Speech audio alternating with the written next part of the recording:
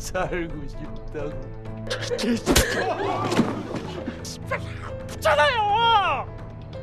내가 씨발 애 새끼를 얼마나 싫어하는데 이 새끼. 반장님. Hai guys, by the way, gimana nih kabar kalian semua? Di video kali ini saya akan kembali menemani waktu luang kalian dengan membahas sebuah film yang diangkat dari kisah nyata, yakni tentang maraknya kasus pembunuhan berantai yang pernah terjadi di Korea Selatan pada rentan tahun 1980 sampai tahun 1990-an. Film ini sendiri berjudul Convention of Murder yang pernah dirilis pada tahun 2012 lalu. Seperti judulnya, film ini berarti pengakuan dari sang pembunuh. Namun bukannya di penjara, pelaku pembunuhan yang sudah mengaku itu malah menjadi seorang artis alias jadi terkenal.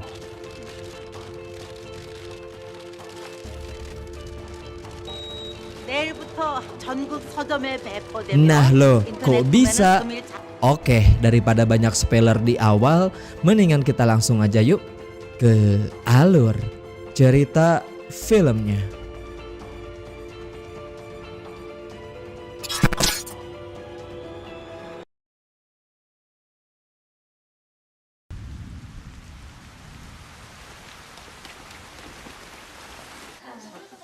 소주 안 줘요?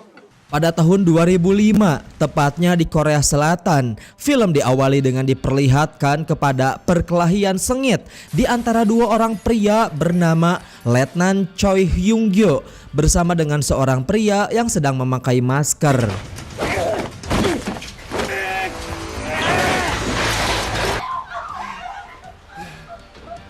Dan diketahui si pria bermasker ini ternyata merupakan seorang psikopat pembunuh berantai yang setidaknya telah membunuh sebanyak 11 orang.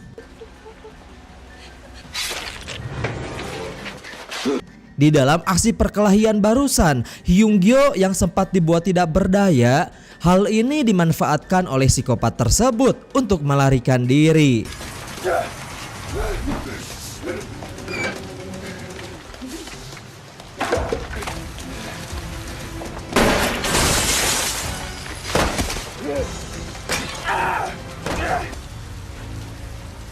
Tapi di detik-detik terakhir di saat Hyung-gyo berhasil menangkapnya, psikopat itu kemudian melakukan serangan balik dengan melumpuhkan serta memberikan sebuah luka sayatan di bagian wajahnya.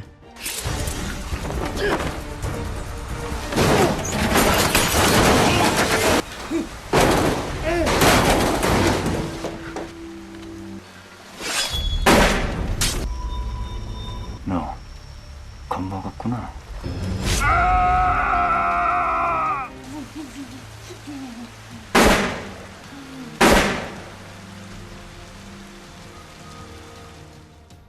Singkat cerita, di tahun 2007, akibat gagal menangkap sang psikopat, membuat Hyung-gyo harus terus-menerus dibayang-bayangi oleh ingatan masa lalunya. Dengan si pembunuh yang masih belum tertangkap sampai sekarang, bahkan kasus tersebut sudah menjadi kadaluarsa dan tidak lagi diselidiki oleh pihak kepolisian.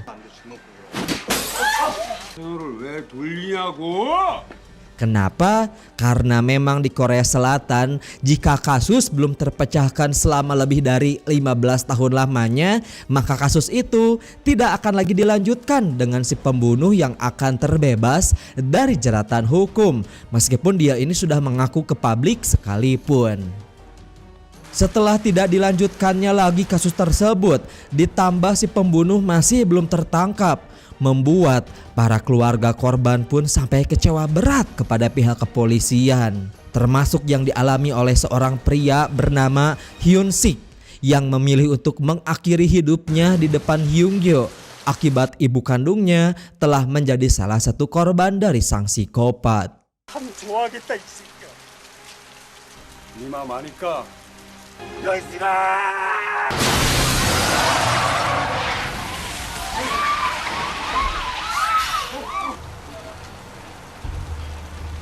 Singkat cerita, 2 tahun setelah kematian Hyun Sik, Letnan Hyung Gyo tiba-tiba saja mendapatkan sebuah kabar di berita yang menayangkan tentang seorang pria bernama Lee, yaitu merupakan seorang penulis novel terkenal.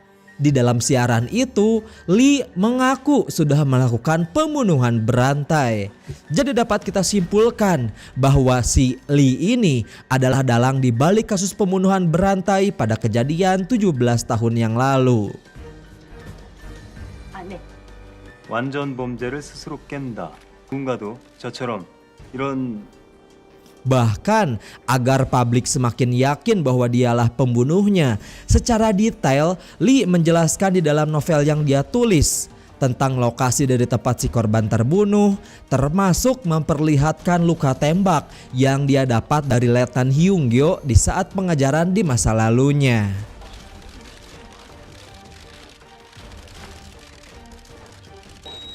내일부터 전국 서점에 배포되며 인터넷 Dan alasan Lee mengaku kepada publik setelah sekian lama karena ternyata dia ini diketahui sudah tobat.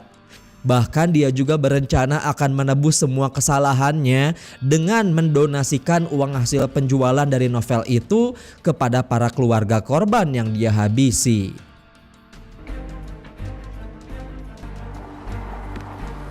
Namun, meskipun dia ini sudah minta maaf sekalipun kepada keluarga korban, dikarenakan kesalahan Lee sudah tidak bisa dimaafkan lagi, para keluarga korban banyak yang enggak sudi untuk memaafkan si pembunuh.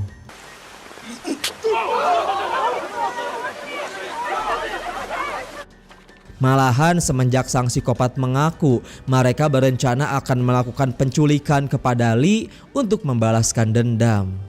Pada suatu hari, para keluarga korban yang dipimpin oleh seorang wanita bernama Han Ji So mulai melakukan aksi balas dendam dengan cara menyamar sebagai seorang penjaga kolam di apartemen Lee.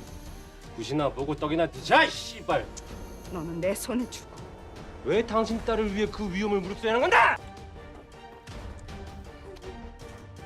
그런데 그렇게 쉽게 죽여져.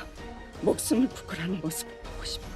Kemudian kaki tangan dari si Han Ji So ini langsung memasukkan ular berbisa ke dalam kolam itu di saat Lee sedang berenang. Sampai pada akhirnya setelah Lee digigit oleh ular itu, bodyguardnya langsung membawa Lee untuk segera dilarikan ke rumah sakit.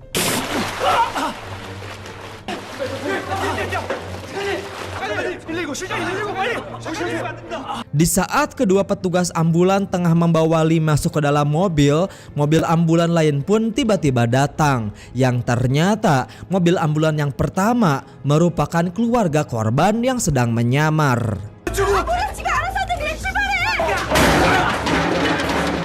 Setelah penyamaran mereka sudah terbongkar oleh para bodyguard, sontak si keluarga korban pun langsung melakukan perlawanan, kemudian membawa Lee kabur dari tempat tersebut.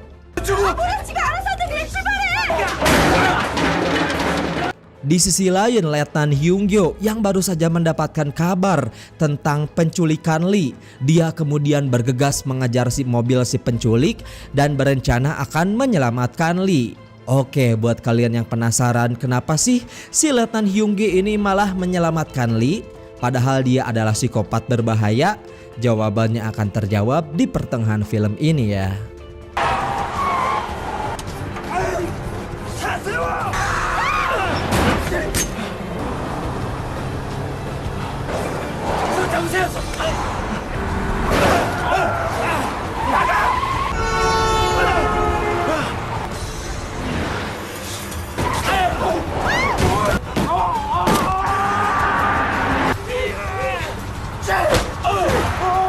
Tapi meskipun begitu, dikarenakan keluarga korban tidak membiarkan kabur, Lee malah harus berakhir kembali disekap.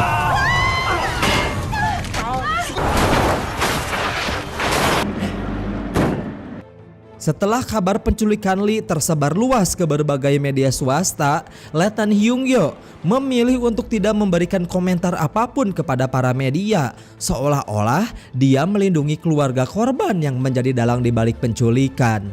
Padahal dia ini membantu Lee.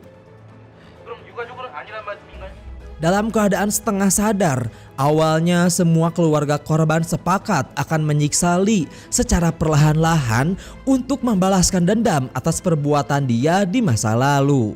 Namun di sisi lain, lewat bantuan dari rekan di kepolisiannya, Letnan Hyung-gyo kemudian berhasil melacak keberadaan markas keluarga korban. Mendengar hal tersebut, dia bergegas menuju ke tempat itu untuk menyelamatkan Lee, sang psikopat. Lalu di malam harinya setelah sampai di markas, secara diam-diam Hyung-gyo pun langsung mematikan saklar lampu. Kemudian dengan cepat membawa Lee untuk kabur dari ruangan itu.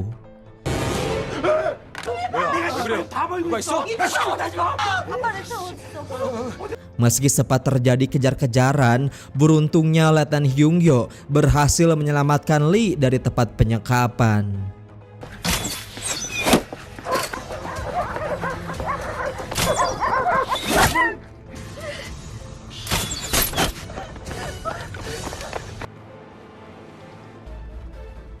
Setelah tersadar kembali, alih-alih berkata jujur, Lee ini memilih untuk tidak melaporkan orang yang telah menculiknya kepada media.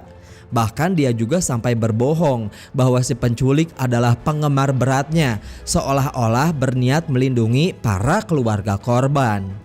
Nah, loh kok bisa? 그러자 반장님. Singkat cerita, di beberapa hari setelah kejadian penculikan itu, salah satu stasiun televisi mulai membuat sebuah acara khusus yang berisi adu argumen di antara Letnan Hyung-gyo bersama dengan Lee yang disiarkan secara langsung. 자는 자신이 저지른 범죄 행각을 초반부터 열기가 상당히 뜨겁습니다. Dengan tujuan untuk membahas secara detail tentang pembunuhan-pembunuhan yang telah dilakukan oleh Lee di masa lalunya. Hal ini mereka lakukan hanya untuk membuktikan apakah si Lee ini adalah si pembunuh asli atau orang biasa yang mengaku-ngaku demi sebuah ketenaran. 내 작은 밑거름이 되었으면 좋겠다라고 얘기를 하면서 Dan di dalam sebuah novel yang telah dia tulis, dia hanya menjelaskan 10 kejadian pembunuhan saja, bukan 11 pembunuhan. Karena seperti yang kita ketahui, korbannya itu sebanyak 11 kasus. Karena jika Lee adalah si pelaku, maka dia pasti akan menjelaskan juga korban ke-11 yang jenazahnya belum ditemukan. 의견 말씀해 주시죠. Lalu ketika sesi tanya jawab antara penonton dan juga host dimulai, semua orang pun langsung dibuat kaget karena mereka sudah menerima panggilan telepon dari seorang pria berinisial J yang mengaku adalah si pembunuh asli. 지금까지 내가 안 잡힌 이유니까. 아줌마 저거 믿는 거 아니지? Bahkan agar semakin yakin, J di situ mulai menjelaskan secara detail tentang pembunuhan-pembunuhan yang telah dia lakukan, termasuk kepada si korban yang nomor ke-11. Akan tetapi setelah panggilan berusaha dilacak, tanpa diduga si J ini ternyata menggunakan telepon di tempat kediaman Letnan Hyung-gyo. 야, 좀 빨리 좀 불러봐 좀. 어머니 안 받으세요? Letnan Hyung-gyo yang panik jika terjadi sesuatu kepada ibu kandungnya, dia pun langsung tancap gas untuk pulang ke rumah dan melihat kondisi sang ibu.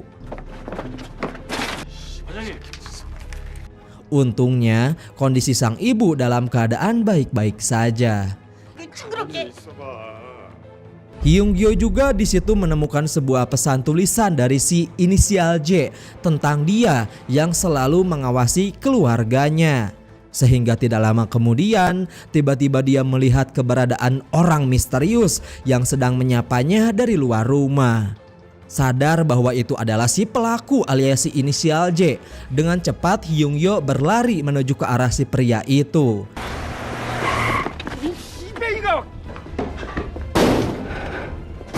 Tapi setelah sampai di tempat si pria, di sana Letnan hanya menemukan sebuah kaset rekaman dan juga sebuah pisau yang digunakan oleh si Mr. J untuk melukai wajahnya dulu.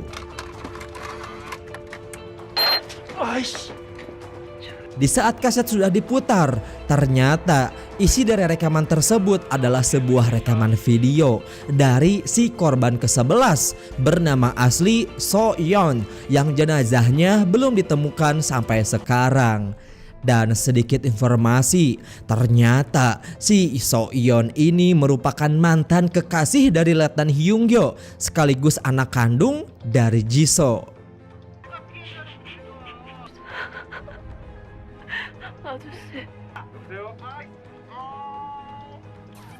아니 왜 가해자가 피해자를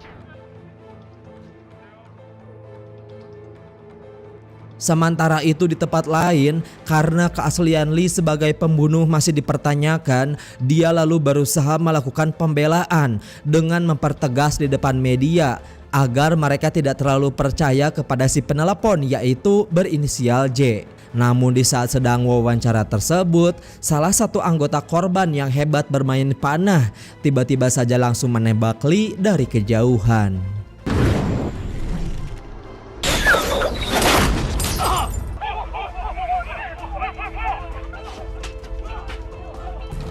자신이 진범이라고 주장한 그럼 전화를 건 사람이 영국 영세 살인 사건에 Keesokan paginya setelah Hyung-gyo mendapatkan kiriman kaset rekaman dan juga pisau milik si J, dia lalu mulai melakukan konferensi pers di depan media tentang penemuan barang bukti tersebut. Maka dari itu, para media harus dibuat bingung tentang sosok asli dari sang psikopat antara Lee atau si inisial J. 미심쩍은 부분이 없진 않지만 그럼 전화를 건 사람이 영국 영세 살인 사건에 Di rumah sakit, Lee yang sudah kembali pulih setelah menerima tembakan panah, di situ dia berusaha kembali melakukan pembelaan dan juga bersikukuh bahwa dialah orang di balik pembunuhan ini sambil menunjukkan foto barang-barang pribadi yaitu kaset rekaman dan juga pisau miliknya yang telah dicuri oleh si Mr. J. 이 구석이 언제까지 저렇게 날뛰게 놔둘 건데 그러니까 네가 진범이다. 그걸 좀 믿어달라. Akan tetapi tidak lama setelah Lee melakukan pembelaan, J yang tidak mau kalah, di sana kemudian dia melakukan live siaran langsung sambil memberikan sebuah kaset berupa video rekaman tentang lokasi dari tempat So-yeon dikubur. 연락처는 주고 가셔야죠, 예?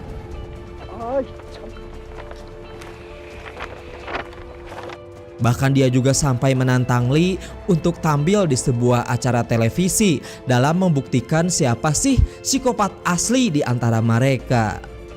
부정수에 지금 투입되신 거예요. 제 손으로 죽이고 싶습니다. Sementara itu di tempat lain, Jisoo bersama dengan para keluarga korban kembali menyusun sebuah rencana baru dengan menyiapkan racun dari ular mematikan yang dia simpan di dalam sebuah senjata dan akan mereka gunakan untuk menghabisi pelaku asli di saat konferensi pers berlangsung. Jika di antara Lee dan juga si J adalah salah satunya terbukti sebagai si pelaku pembunuhan.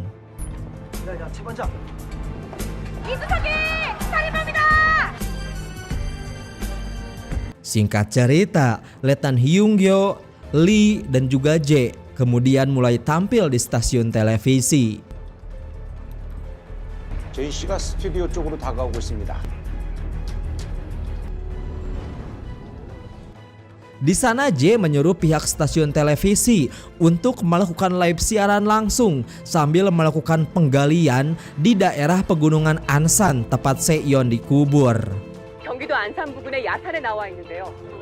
네, 말씀드리는 순간 무언가 발견된 것 같습니다. Akhirnya setelah melakukan penggalian cukup lama, benar saja tim penggalian akhirnya menemukan mayat dari So-yeon dan membuktikan bahwa sang psikopat asli tidak lain adalah si J. Nah, terus untuk si Lee sendiri, kenapa sih dia ini malah ngaku ke publik sebagai seorang psikopat? Ditambah dia juga bisa tahu secara detail tentang 10 kejadian pembunuhan yang hanya diketahui oleh J dan juga pihak kepolisian saja. Karena selama ini orang yang telah menulis buku novel tersebut ternyata bukanlah Lee, melainkan ditulis langsung oleh Letnan Hyung-gyo. 참 좋아하겠다 이 새끼야. Nah guys, kalau misalkan kalian masih ingat Hyung-sik, orang yang telah mengakhiri hidupnya di awal film tadi akibat keluarganya dia dibunuh oleh si pelaku, ternyata tidak lain adalah Lee yang telah mengganti identitas dan juga operasi plastik. Karena memang ternyata dia ini tidak benar-benar tewas, melainkan berhasil selamat. Lalu setelah itu dia kemudian mengganti identitas dan juga penampilannya. Letnan Hyung-gyo dan juga Lee ternyata sudah mulai menyusun sebuah rencana, yaitu dengan sengaja mengaku ke publik sebagai sang psikopat. Hal ini bertujuan untuk memancing si J, pembunuh yang asli, untuk keluar. Karena seperti yang kita tahu, setiap pembunuh mempunyai sifat narsistik yang luar biasa. Sampai pada akhirnya, cara yang mereka lakukan pun berhasil. Nah kalau misalkan kalian nggak ngerti, jadi gini nih, si J ini udah capek-capek jadi psikopat. Ternyata si Lee malah ngaku-ngaku menjadi seorang psikopat juga untuk menjadi terkenal. Si J yang nggak mau kalah saing pun, dia langsung mengaku juga kepada publik. Sampai sini kalian pasti ngerti lah ya. 이건 다 차려놓은 밥상. 여전히 자신의 범행임을 주장하시나요? J awalnya bahagia telah diakui sebagai seorang pembunuh berantai. Namun kemudian raut wajahnya pun sontak berubah drastis menjadi cemas. Di situ dia baru menyadari sebuah fakta tentang korban ke-11, yakni So-yeon, yang ternyata tidak dia bunuh secara langsung pada tahun 1990, melainkan dia ini sempat menyekapnya dulu selama 2 tahun lalu dibunuh pada tahun 1992. Maka otomatis masih ada waktu 14 menit sebelum kasus So-yeon benar-benar dianggap kadaluarsa. 내가 1992년 12월 10일 Di sisi lain, di saat Hyung-gyo yang marah, dia kemudian mendonongkan sebuah senjata ke arah J. Namun para polisi lain tiba-tiba malah menghadang, yang menyebabkan suasana seketika menjadi kacau. 정도 많이 들었는데 살고 싶다고.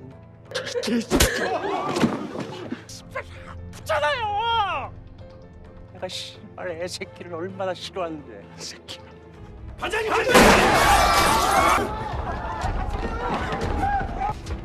J kemudian memanfaatkan kekacauan itu dengan kabur dari tempat tersebut sambil menyandra Ji-so.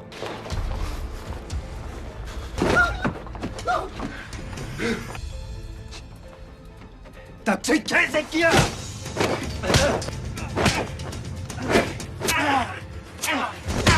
Namun meskipun begitu, Hyung-gyo yang tidak mau lagi gagal seperti kejadian di masa lalu, dia kemudian bergegas melakukan pengejaran.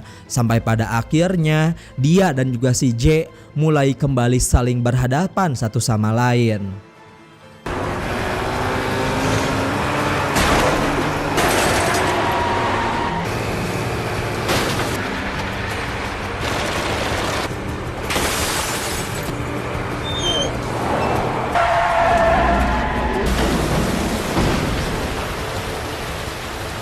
Akhirnya kali ini Letnan Hyung-gyo berhasil membuat J sampai tidak berdaya.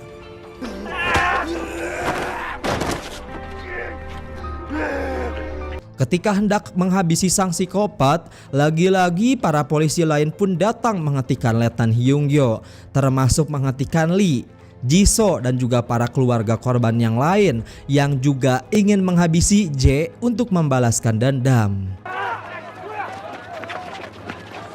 Akan tetapi sang letnan yang sudah menyimpan dendam sedari awal, dia kemudian mengambil racun ular dari si Ji-so dan langsung menusuk sang psikopat tersebut sampai dia tewas.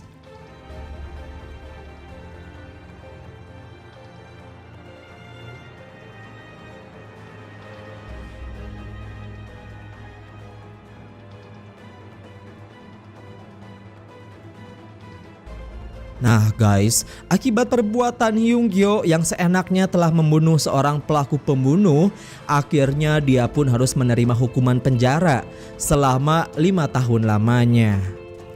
Singkat cerita, di akhir film setelah 5 tahun tinggal di dalam penjara, Letnan Hyung Yo yang baru saja bebas, dia kemudian dijemput oleh semua keluarga korban untuk menyambut kebebasannya. Sampai pada akhirnya film ini pun selesai.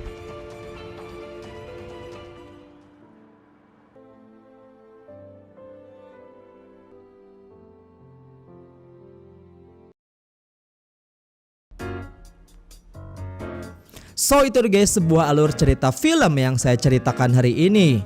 Gimana nih menurut pendapat kalian semua? Cukup plot twist bukan?